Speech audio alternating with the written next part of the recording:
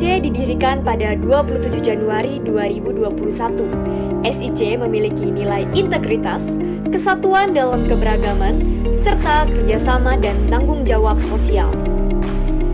SIC hadir untuk memfasilitasi minat dan potensi anak-anak muda dalam rangka memajukan Indonesia, bersatu dalam kebinekaan, dan berkontribusi aktif bagi sesama dan lingkungan. SIC memiliki 3 program unggulan. Yang pertama, APIK, Agen Perubahan Indonesia Cemerlang, yang memiliki fokus pada pengembangan karakter dan keterampilan kepemimpinan anak muda di Indonesia. Yang kedua, BIK, Bhinneka Indonesia Cemerlang, yang memiliki fokus pada pengembangan semangat toleransi dan perdamaian orang muda dalam menghargai keberagaman Indonesia. Dan yang ketiga, KIK, Kontribusi Indonesia Cemerlang, yang memiliki fokus pada kontribusi terhadap masyarakat atau lingkungan melalui kegiatan penggalangan dana, bakti sosial, dan lain-lain. SIC juga membuka peluang untuk kegiatan kontribusi, kegiatan kolaborasi, dan juga kegiatan donasi demi mewujudkan Indonesia yang cemerlang. Kunjungi www.suaraindonesiac.org. Bersama kita jaga persatuan dan kesatuan Indonesia. Oi, oi, oi.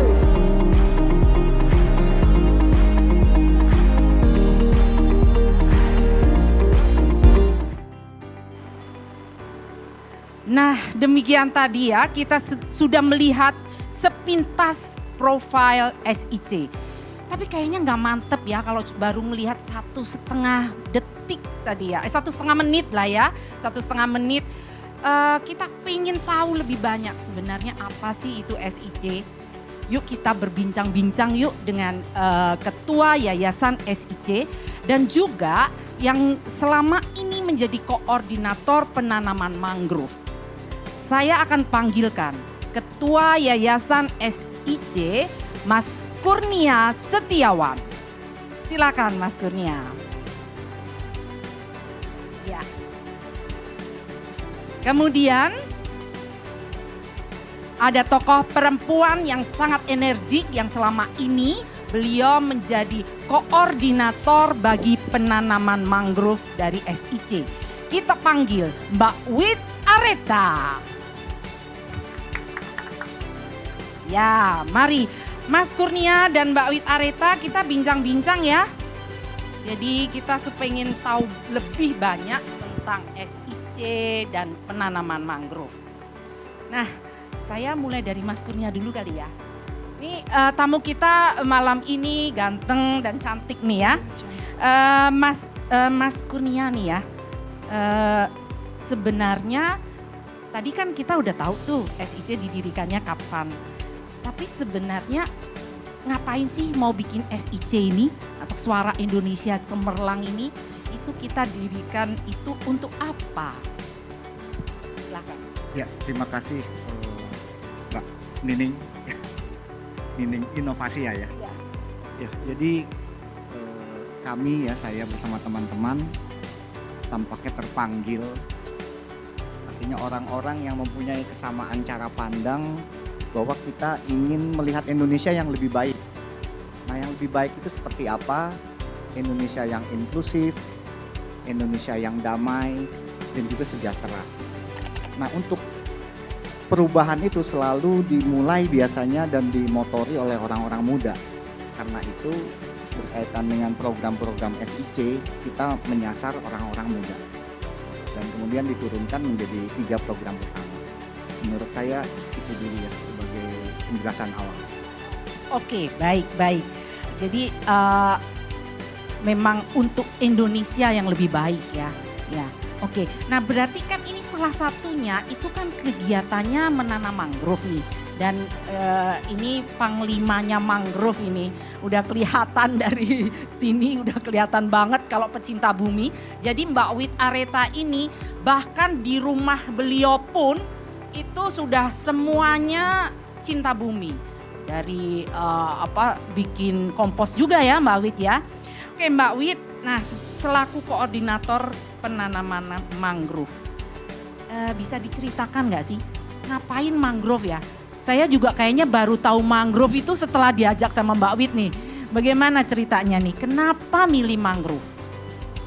Ya, terima kasih Mbak Nining Inovasian. Pertanyaannya sepertinya gampang ya, tapi mungkin untuk menjawab itu tidak semudah yang itu tadi ya.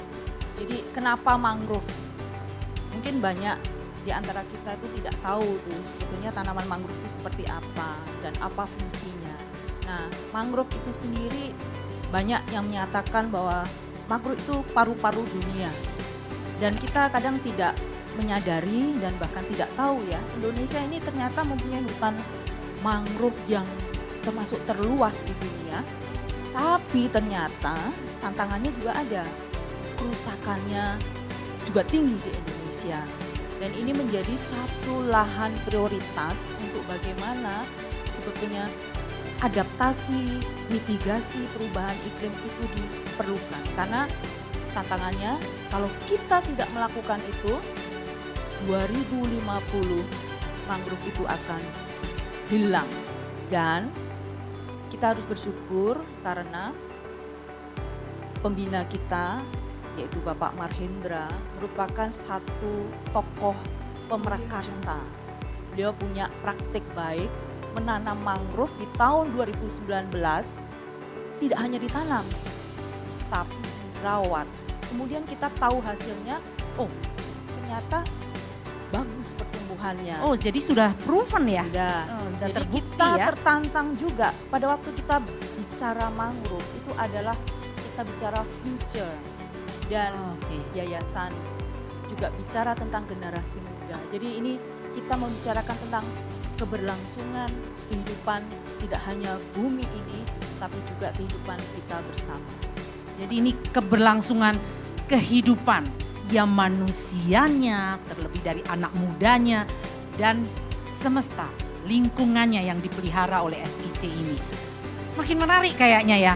Kita masih punya waktu cukup lama untuk diskusi tentang ini. Jadi mari kita lanjut, kita akan kupas tuntas pokoknya. Kita habisin malam ini ya. Nah, saya kembali nih ke Mas Kurnia. Kan tadi dijelaskan sudah kenapa generasi muda. Nah, aktivitas-aktivitasnya apa nih Mas Kurnia? Secara konkret terus kira-kira apa yang sudah dilakukan, lalu kenapa sih milih aktivitas itu gitu? Silakan. Oke, terima kasih Mbak Nining. Jadi kita membagi menjadi 3 kategori. Pertama, karena concern kita di orang muda, langsung kita buat atau kita namakan Agen Perubahan Indonesia Cemerlang. Jadi kita berharap bisa menciptakan agen-agen perubahan. Kita kasih nama APIK, singkatan lebih mudah ya kalau untuk diingat, APIK. Nah kemudian hal-hal yang sudah dilakukan, pelatihan untuk pengembangan orang muda, karena waktu itu sempat era COVID ya, karena kan didirikan tahun 2021, awalnya itu masih dalam bentuk online, tapi syukurlah sekarang sudah bisa offline. Nah kedua, selain mengenai pengembangan orang muda atau program APIK, kita juga ada program yaitu Bhinneka Indonesia Cemerlang. Seperti di awal kita mau Indonesia yang inklusif, nah Bhinneka Indonesia Cemerlang kita singkat jadi BIC, BIC. Nah ini untuk mengembangkan semangat keberagaman, nasionalisme, kebangsaan gitu ya, seperti itu sehingga Indonesia mengenal satu sama lain melalui kegiatan contoh webinar, lokakarya begitu ya, seperti itu, workshop ataupun kegiatan pelatihan di dalamnya juga disisipkan hal-hal seperti itu. Nah, kemudian yang ketiga yaitu kontribusi Indonesia Cemerlang atau kalau kita singkat KIC, KIK. Nah, kontribusi seperti yang disampaikan tadi oleh Mbak Wit, kita bisa lakukan salah satunya dengan mencintai bumi ini, mencintai Indonesia, lingkungan hidup. Atau yang sudah kita lakukan juga ketika ada saudara-saudara kita yang terkena bencana, kita pernah bantu yang terakhir di Cianjur, di NTT juga pernah kita lakukan. Termasuk ya salah satunya kemudian kita adakan juga konser seperti ini. Secara umum 3 program itu dalam bentuk tadi ya, pelatihan offline, webinar, lokakarya, ataupun ya kegiatan-kegiatan seperti ini, termasuk waktu kita menanam mangrove kan tentunya fisik ya, nggak online. Kita ajak juga berbagai pihak termasuk orang-orang muda, mahasiswa untuk terlibat. Oke, makin menarik. Jadi penanaman mangrove itu berarti masuk di kegiatan yang merupakan kontribusi tadi ya, kontribusi Suara Indonesia Cemerlang ya. Nah, ini saya mau kejar lagi nih ke Mbak Wiwit nih. Jadi jangan mundur dulu ya Mbak. Mbak Wiwit, kebayang nggak sih saya nggak bisa kebayang bagaimana tantangannya nih awal-awal nanam mangrove gitu ya. Karena kemarin kami ikut itu untuk nanam mangrove itu bener-bener harus masuk jalan, terus blesek bener-bener yang namanya kalau di TikTok sekarang ada mandi lumpur, kalau itu kita sekarang terbenam di lumpur, bener-bener blesek terbenam di lumpur. Nanam satu saja beratnya setengah mati. Tetapi kita nanam berapa ini Mbak? Terus tantangannya apa nih? Berapa yang sudah ditanam? Ya, saya mau mulai dari tantangannya dulu ya.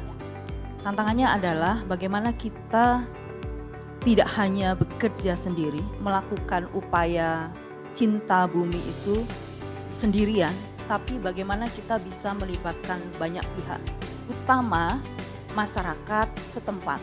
Supaya memang benar-benar kita semua mempunyai satu langkah sama, kesadaran yang sama untuk kita bisa melakukan itu untuk kelestarian bumi. Nah, pada waktu kita akan melakukan itu, kita mempunyai satu niat yang baik dengan berkunjung dan meminta izin kepada perhutani yang memiliki lahan itu lahan hutan lindung sekaligus hutan produksi. Kita izin sampai ke Purwakarta, kemudian kita juga bermitra dengan lembaga masyarakat desa di situ dan termasuk kelompok tani hutannya. Jadi kami kita di mana ya itu desanya itu ya Mbak ya? Desanya itu di Sedari. Oh, di Sedari. Dan kalau Oke. ditanya Karawang. kenapa di Sedari, memang pernah dilakukan di situ penanaman dan perawatan, dan pada tahun 2019-2020 pernah ada satu bencana di sana, sehingga itu menjadi satu tantangan sendiri untuk bagaimana dengan mangrove ini kita juga bisa memperbaiki lingkungan sekitarnya. Dengan begitu, masyarakat di situ mempunyai satu ketahanan untuk bagaimana adaptasi perubahan iklim. Nah, kalau ditanya berapa luasnya atau berapa banyak ya bibit yang ditanam. Jadi SIC mendapatkan lahan dedikasi sebanyak atau seluas 30 hektar. Wow, Dan PR kita semua ini 30 itu hektar sebetulnya gimana nanamnya? di luar ekspektasi di awal, karena kami berharap waktu itu sekitar 7 hektar sudah cukup lah begitu jadi ya. ditambahin nih ceritanya. Nah, di awal di 2022 ya Mei kita menanam 7.000-an. 7.000 ya, bibit. 7.000 bibit. Dan itu tidak sekedar ditanam ya. Ya. Kita sudah tanam yang sudah ada berdaun, yang ada daun, kemudian itu dipantau terus, dilakukan penyulaman untuk tahu mana yang memang harus ganti dengan tanaman yang baru, dimonitor pertumbuhannya dengan baik hingga sekarang itu mangrove-nya tumbuh baik. Dan kemudian yang terakhir kemarin di tanggal 20 kita menanam lagi 1.000, jadi total sudah ada 8.000. Wow, dan itu sangat bagus ya pertumbuhannya. Keren banget 8.000. Dan itu tetap kita berlanjut bekerja sama dengan lembaga desa, kemudian dengan kelompok taninya, karena bibit yang ditanam itu dari masyarakat setempat. Dan kami minta dan ingin masyarakat itu juga ikut merawat. Jadi apa yang kita lakukan sebetulnya ini kalau dilakukan oleh semua pihak, maka itu akan berdampak global. Jadi ada pepatah yang mengatakan ya, think globally, act locally. Jadi kalau kita melakukan itu di tempat kita masing-masing, merawatnya dengan baik, maka harapannya seluruh dunia ini juga akan ada satu perbaikan lingkungan ya ke depan. Terima kasih. Think globally, act locally. Waduh, kayaknya ini jadi inspirasi baru nih untuk anak-anak muda ya. Kita harus mikirnya ke situ ya. Bahwa kita harus think globally, act locally. Nah, sejalan dengan jargon itu, kira-kira nih Mas Kurnia, ada rencana apa nih buat kedepannya? SIC mau diapain lagi nih? Kan tadi udah banyak banget nih ya aktivitasnya, kemudian menanam mangrove-nya juga. Apa aja sih yang mau dilakukan? Oke, terima kasih Mbak Nining. Jadi kita sudah mengembangkan pelatihan online dan offline. Dan mulai tahun ini sudah semakin banyak. Nah, jadi harapannya kita mengajak gitu ya, orang-orang yang berkehendak baik, orang-orang yang punya kepedulian yang sama nantinya untuk bisa kolaborasi. Artinya untuk terutama pelatihan orang muda, kita nanti akan ada berjejaring di beberapa kota, dimulai dari Jakarta, kemudian nanti di Jogja ataupun di Solo dan di berbagai tempat, diharapkan bisa semakin banyak. Semakin banyak orang muda yang terlibat dan mereka bisa menjadi agen-agen perubahan, tentunya akan membawa kebaikan buat Indonesia.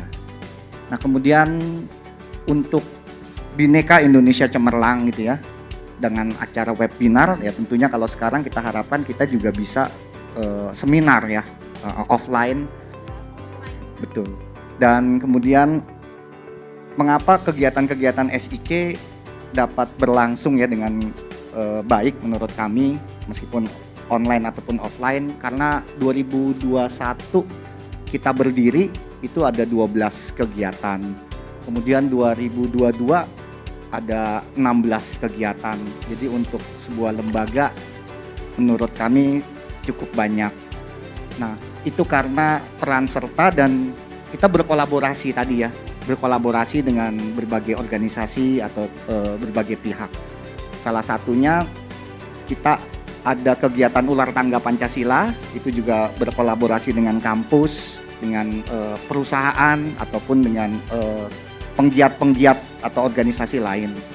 Kemudian itu sudah dilakukan yang tahun lalu sampai sekarang aja kita ada ke Lombok, ke Pontianak, Tanjung Pinang, dan ke depan ini akan diundang ke Surabaya. Semoga kalau ada lagi yang berminat bisa mengundang kita. Nah, para pimpinan perusahaan boleh nih kita kolaborasi ya Mas Kurnia, kalau membutuhkan atau juga mungkin sekolah-sekolah kali ya? Ya, biasanya itu bisa dilakukan satu di sekolah dalam skup yang terkecil.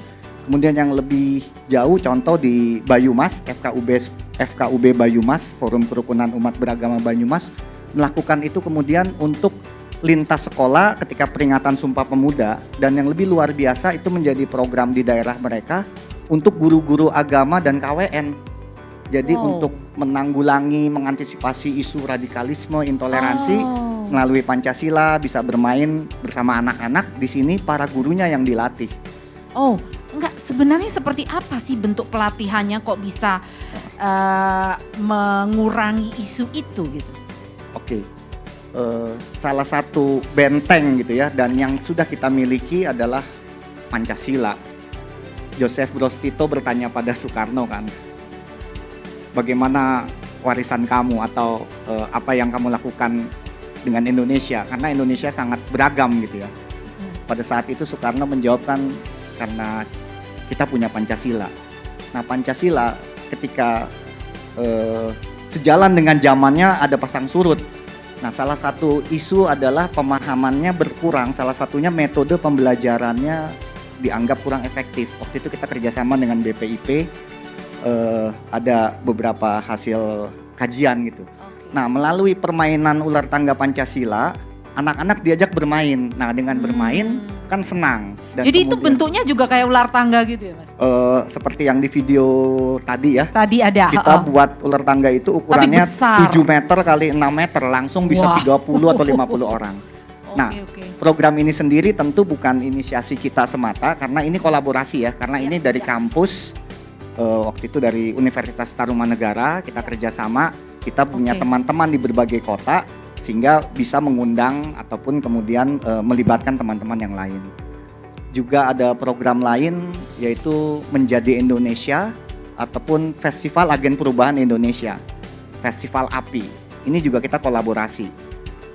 Nah, kolaborasi itu yang awalnya 2019 sudah diinisiasi di kampus. Nah, SIC berdiri 2021 menjadi salah satu stakeholder ya untuk kegiatan tersebut.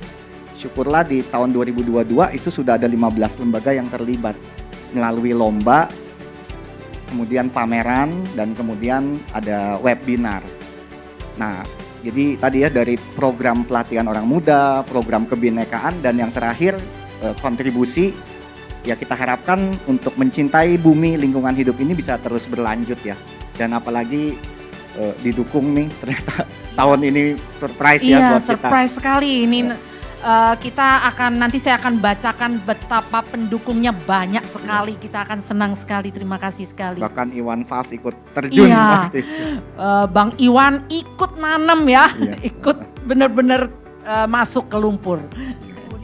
Demikian kegiatan-kegiatan. Jadi sebenarnya baru 2 tahun saudara-saudara ya SIC ini ya. Baru baca, kalau misalnya bayi mungkin baru belajar merangkak ya.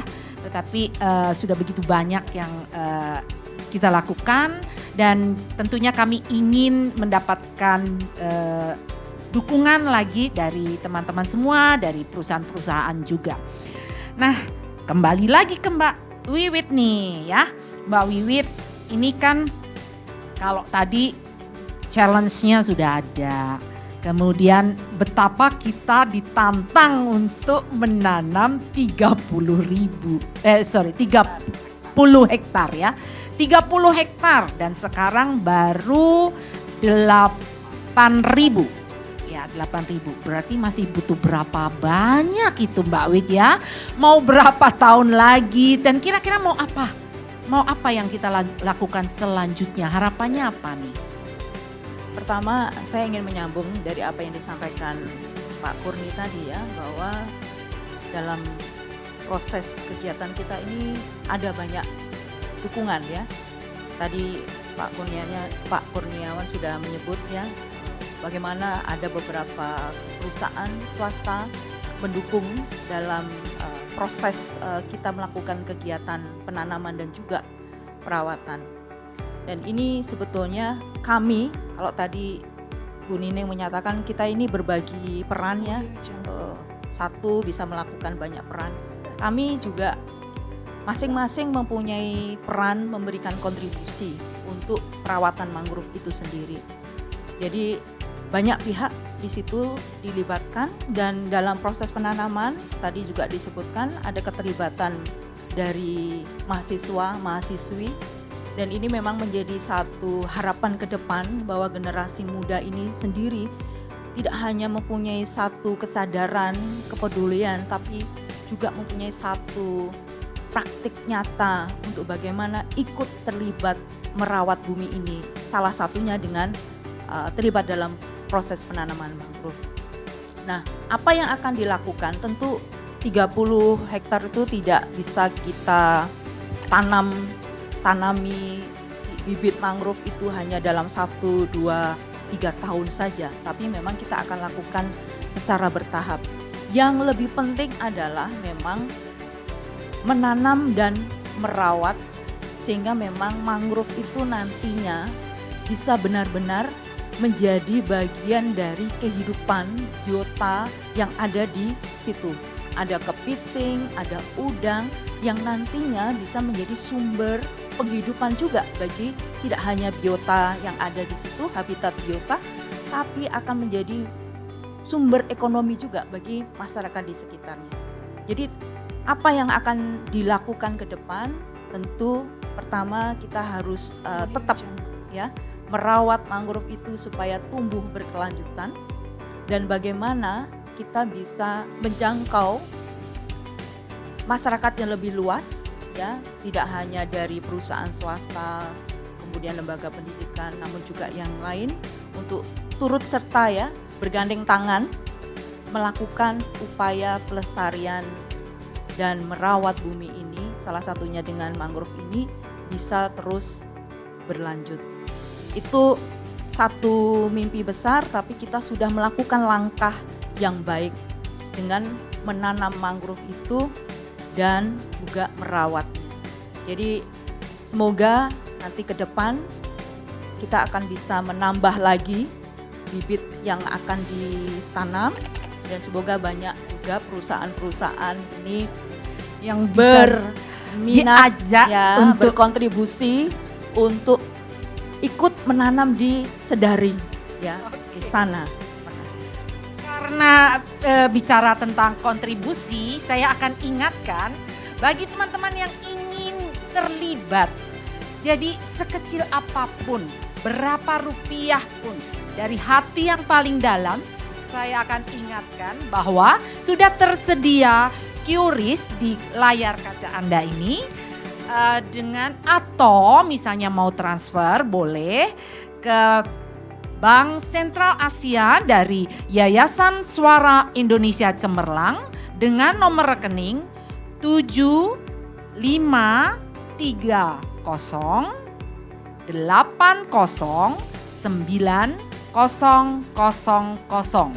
Berapapun sumbangannya kita terima ya dengan senang hati. Itu berarti ikut bersama-sama berkontribusi. Mari kita jaga bumi ini, begitu ya. Lalu kalau seterusnya sebenarnya ya Mbak Wiwit ya, kalau seperti ini sebenarnya nggak cuma sekedar nanam ya. Sebenarnya kita itu lebih memelihara komunitas ya berarti, atau bagaimana nih? Berarti benar-benar harus menciptakan komunitas dari sekitarnya itu mencintai mangrove-nya, begitu ya?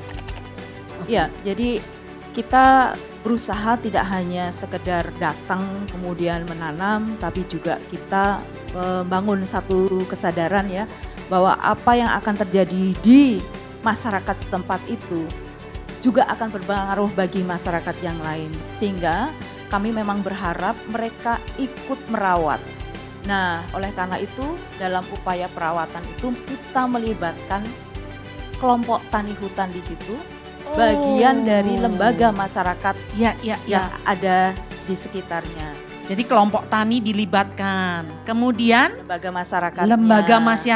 ya, ada di situ. Perhutani udah jelas ya, Jelas kita di izin situ, ya, soalnya ya. ini izinnya itu nggak mudah untuk mendapatkannya juga ya, kita prosesnya cukup panjang. Terus Jadi ya pejabat. sementara ini kami masih fokus di situ ya dalam penanaman, perawatan dengan melibatkan berbagai pihak itu. Namun memang ke depan mungkin bisa dikatakan tadi yang sudah disampaikan ada kontribusi sosial yang mungkin bisa menjadi satu hal yang bisa dilakukan, karena kita tahu pohon bakau itu ada buah yang selama ini kalau di daerah di Sedari belum dimanfaatkan. Nah, siapa tahu ya dari perusahaan-perusahaan, kemudian dari perguruan tinggi ya. Memang buahnya bisa dipakai untuk apa, Mbak Itu Wiwit? dia. Jadi masyarakat setempat tahu itu sebetulnya buah itu bisa diolah sirup. Oh, Ya, sirup. Tapi kemudian mereka Keren juga sekali. masih ini ya berpikir, wah ini kalau udah diolah, kemudian bagaimana pemasarannya. Nah, ini menjadi satu tantangan juga ya untuk ke depan mungkin ada perusahaan, kemudian mungkin ada perguruan tinggi yang tertarik untuk mempunyai satu kegiatan di sekitar hutan mangrove itu untuk memberikan bantuan ya untuk bagaimana mengolah hasil dari mangrove itu, salah satunya dengan buah. Kemudian bagaimana di sana banyak udang juga ya, udangnya besar-besar. Ya, udangnya besar-besar. Nah, ya. bagaimana sih? Enak sekali udangnya. Tidak hanya sekedar besar-besar. dijual, tapi Ya, mungkin ya. diolah menjadi sesuatu yang mempunyai nilai lebih. Jadi banyak sekali peluang itu, dan menurut saya ini juga menjadi peluang ya bagi perusahaan-perusahaan dan juga perguruan tinggi untuk bisa memberikan dukungan, sehingga tidak hanya dengan menanam mangrove, tapi ada juga untuk bagaimana mengembangkan perekonomian masyarakat di sana. Nah, kira-kira nih Pak Wiwit, Mas Kurnia, Kalau teman-teman yang ada di sekarang melihat di YouTube ini, kemudian juga mungkin anak-anak muda tertarik pengen terlibat selain donasi tadi ya, itu kira-kira bisa nggak diakomodir atau bagaimana caranya? Ya, kita pernah ngobrol gitu ya, gimana sih misalnya mengolah si buah bakau itu, dan bagaimana sih misalnya dari mangrove itu bisa nantinya ada satu produk industri kreatif ya, misalnya dengan batik mangrove. Sudah banyak itu di Semarang, kemudian di daerah lain di sekitar komunitas mangrove itu kemudian ada komunitas batik mangrove. Nah, ini kan juga perlu juga kita antisipasi menjadi satu peluang ke depan. Namun kita masih melihat itu ya wait and see, karena kita harus fokus juga untuk bagaimana mangrove yang sudah ada ini bisa tumbuh baik dan itu akan memberikan hasil bagi masyarakat di sekitarnya, terutama karena